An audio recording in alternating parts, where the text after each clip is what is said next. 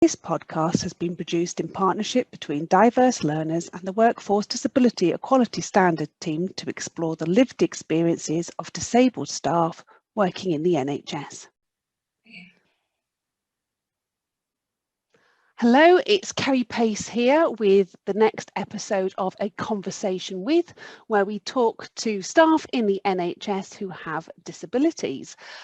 We're going to work in partnership with the Workforce Disability Equality Standard, and I'm from Diverse Learners, and we want to raise awareness that there's plenty of staff in the NHS who are working, who have disabilities, and we're trying to raise their profile. So today I'm with somebody I know. So this is somebody I supported as a student through Disabled Students Allowances, and they're newly qualified. So what we're going to do is introduce you now to them. So hello, how are you, Sophie? Hi, Kerry. I'm well, thank you. I'm a little bit nervous, but to be expected. Yes, absolutely understandable. And also we are in the middle of a pandemic, so I really wanted to thank you for taking the time out and finding the time to talk to us today. So I've said your name, but could you tell us who you are, what your job in the NHS is, and how you would describe your own disability? So my name is Sophie. I'm a newly qualified children's nurse. I work at the Royal Brompton and I really enjoy it. My disability, so I have something called borderline personality disorder. I also am dyslexic, but I do, in this podcast, I think I'll probably focus on my mental health aspect, but of course it all comes into play. Absolutely. Then this is what we're really seeing in our conversations, is this overlap with multiple disabilities, or a disability that then links very strongly to a mental health issue as well. Yeah. And I find that often in work, if you're struggling, you don't realise which one is kind of, in the moment you think, oh, is this me being dyslexic, and is this my dyslexic brain, or is this me struggling with my mental health side of things? So it is all completely interchangeable, which is really important. Yeah, and I think that's a really important message. So thanks for getting that out. And maybe we can refer to that as we go through our podcast chat. So newly qualified. How newly qualified, Sophie? I've been qualified just about a month, pretty much to the day. Wow. So I'm still in the stage of being completely terrified of work, and I'm slowly getting to the point where the fear, and I think again this is a mental health issue where the anxiety really can override the enjoyment a lot of the time. But I'm starting to find the sweet balance of maybe I am actually enjoying this and not just terrified every second of the day. And everyone is being very, very supportive. And actually that's an interesting point, in that I don't disclose my disability at work. Obviously, I disclose it to occupational health. However, I don't disclose it to the people I work with. They know I am dyslexic, but they don't know about the borderline personality disorder. I decide to keep that to myself, which is completely fine. It's also completely fine to disclose it, but it does mean that I can struggle. If I'm struggling with my mental health, it's harder to express myself. But I'm hoping the whole anxiety side will calm down a little bit the more I get on with my work. Yeah. Well, first of all, let me reassure you that having supported many newly qualified nurses, that, you know, they're all perfectly usual feelings to have. I think sometimes I still see people on Twitter going like, oh my God, I've got imposter syndrome. Oh my gosh, Oh yeah. I'm not sure I could do this job. And I think even my husband, who's been qualified on, over a decade now, sometimes has days like that where he comes in and goes, oh my gosh. So but I understand that differentiation you've done there, but maybe the listeners don't. So if you feel comfortable, would you like to explore a little bit further why you haven't disclosed as you use that term, I use the word declare, because it's kind of a bit more positive for me. So why you haven't declared to people at work about your bipolar, but you have about borderline personality disorder, rather than about your dyslexia? So I think it is my own stigma, well, not my own, but the fear of stigma, and the fear of, to be honest, mainly the fear of people not quite understanding what it means. I know that borderline personality disorder isn't the most well-known disorder out there, but as soon as you say I have a personality disorder, in my mind, and I think it's quite a common fear, that anyone, if they hear that, they think, oh my gosh, personality disorder, whew, that is someone who isn't completely stable. And it is, and that is my own fear. And I think, and I know I could say I have mental health issues. I think it's from my own experience that in the past I have been seen as a lot more fragile, I think. And maybe that's for good reason. Maybe it's not fragile and it's more that they want to take better care. But it's something that I see as a barrier, and I don't want other people to see it as a barrier. I want people to see me for Sophie rather than Sophie with the mental health issues. And I think mental health issues is such a subjective term, and people see someone who obviously everyone experiences anxiety to some degree, and everyone experiences low days and down days to some degree. And I think therefore it's such a subjective term that if you say I have mental health issues, someone might think, oh, she has a little bit of anxiety, she can be anxious sometimes, and other people will be like, oh, she can't function. And that's a big worry for me, because unless they know you as a person, they don't know they won't truly know what you struggle with and how it will affect your work. That's kind of my main. And to be honest, dyslexia is in my eyes, it's a very easy thing to declare, because you can just say, oh, I'm dyslexic, and they go, I know what dyslexia is. I know my brother or my best friend is dyslexic.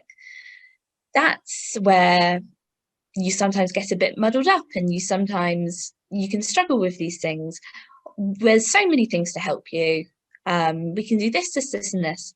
And I have actually declared my dyslexia, and it's been seen as a positive thing, because I've also said, I really benefit from coloured pages. And they go, we can do that for you. We can get a printer. You can print stuff at work in colour.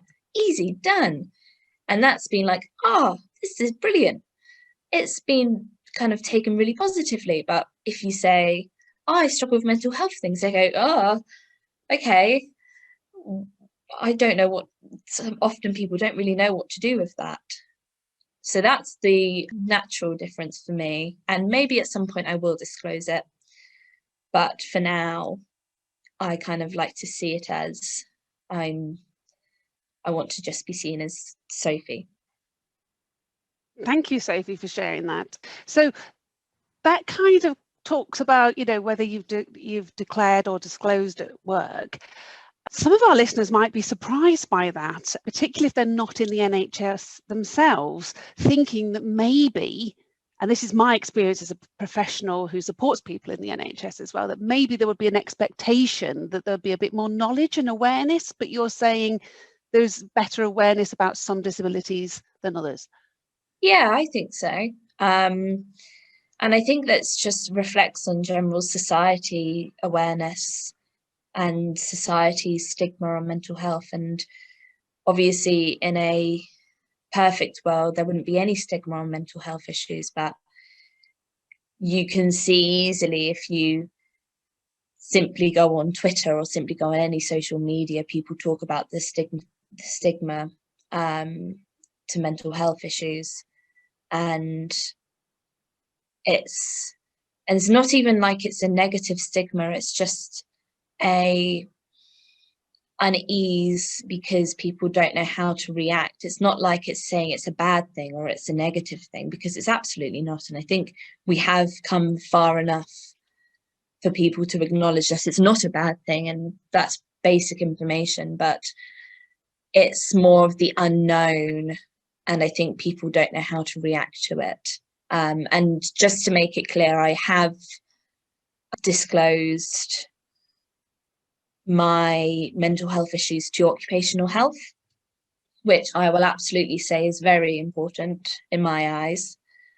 And that is where you can receive support. And I want to make sure people are aware that you can disclose it to occupational health and get support, but you don't have to disclose it to your colleagues. Because if you disclose it to occupational health, they don't have the right to disclose, to then pass that information on. Without your consent. Yeah, exactly.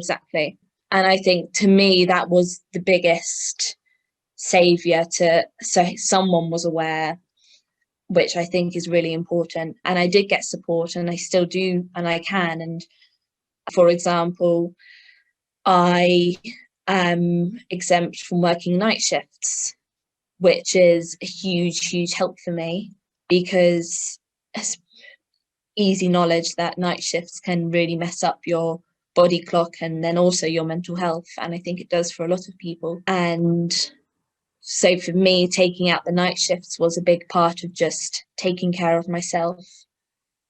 So disclosing your disability to occupational health, I think if you feel you can do, definitely, because it's really helped me. But I think it then becomes more personal if you disclose it to your colleagues.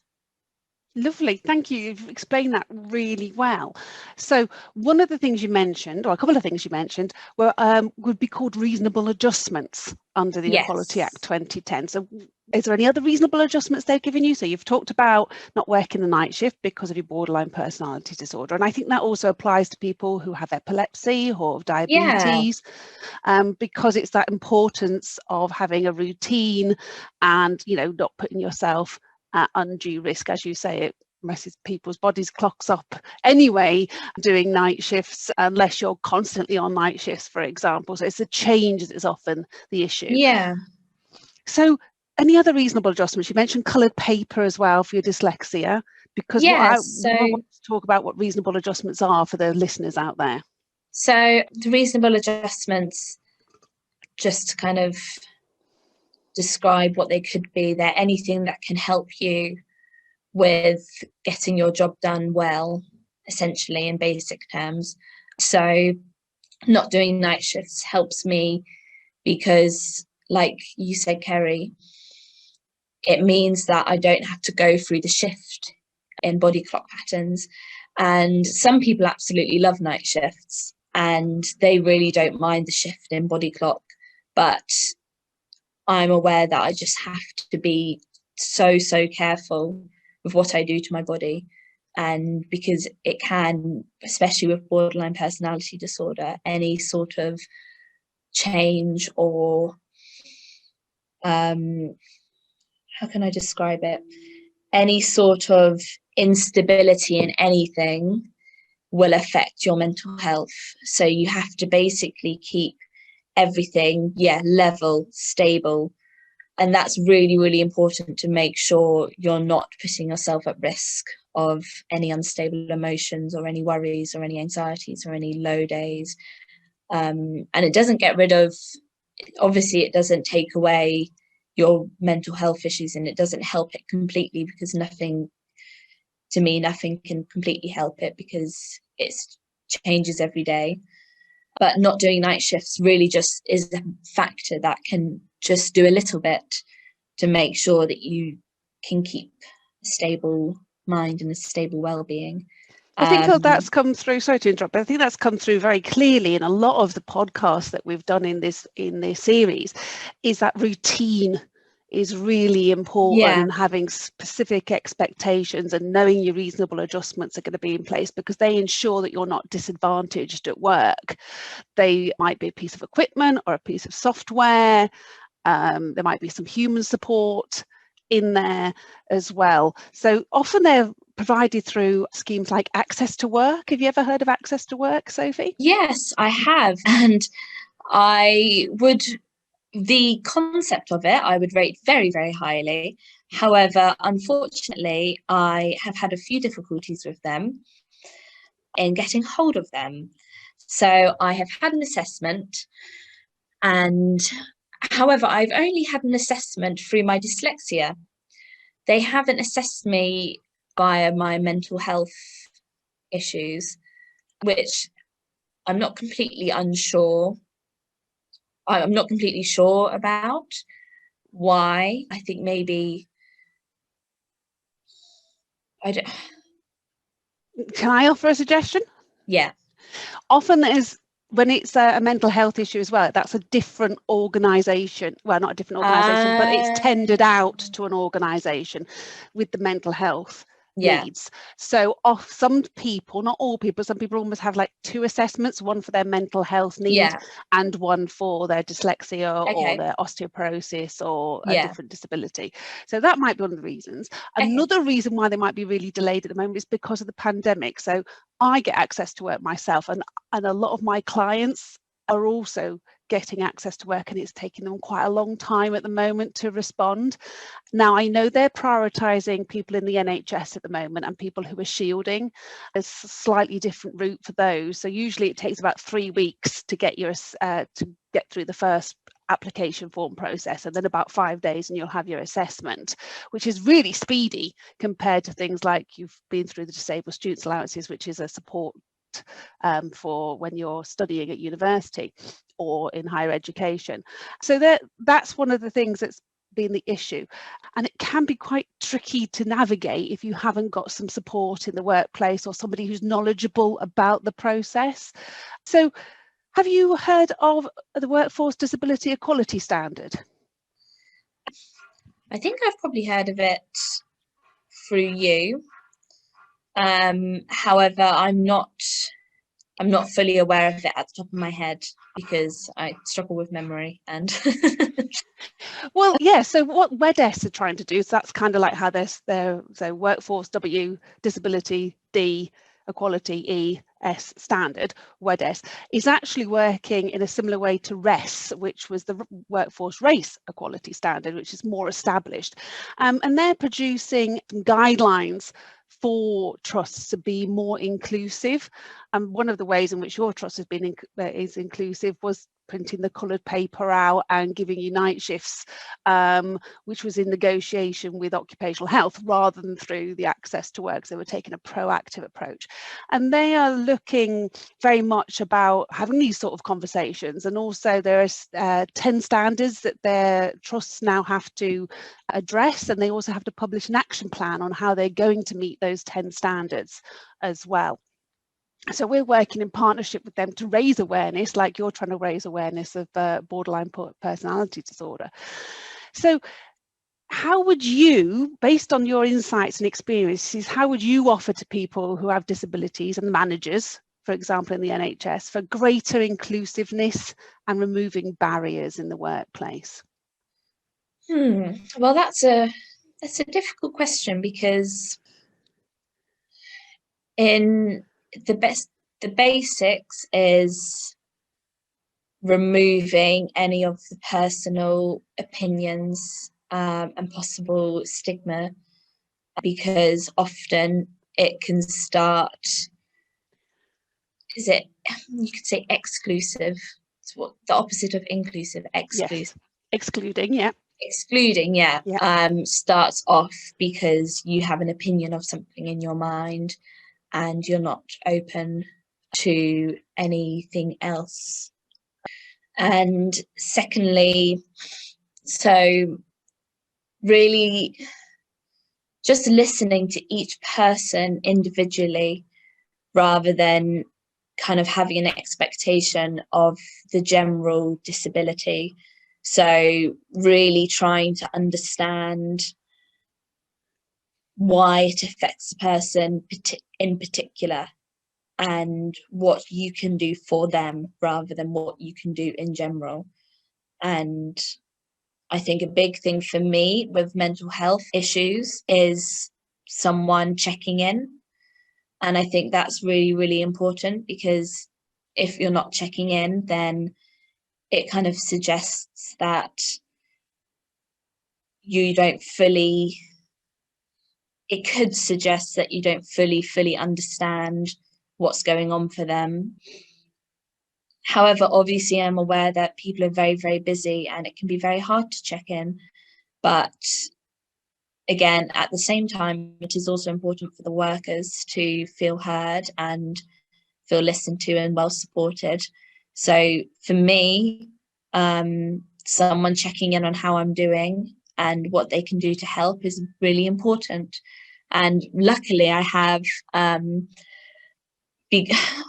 so when you're newly qualified, you have particular support because you are newly qualified working in a newly qualified position. Unfortunately, I don't know what it will be like once I'm past the newly qualified. But at the moment, I'm very, very well supported. And I have people checking in on me all the time, and it makes the biggest difference. However, I think advice for those with disabilities as well is kind of bring about someone checking in, kind of say, can we have a chat? Can we check in? So I think basically, to summarize that point, communication is making sure everyone has strong communication skills, I think is the biggest way to remove barriers and to ensure everyone's included. Because when you have strong communication skills, then everyone can understand each other better and hopefully remove some of those worries about working with disabilities. Fabulous. Thank you so much for talking to us today, Sophie. I realise that you're newly qualified. We're in the middle of a pandemic. You've got lots and lots of things demanding your time, but thank you for being so clear and frank and honest. I think, that really sends a very strong message to the work colleagues throughout the NHS, and I really appreciate that. That's all right. My pleasure. Thank you for taking the time to talk to me. Take care and keep safe. Thank you. You too.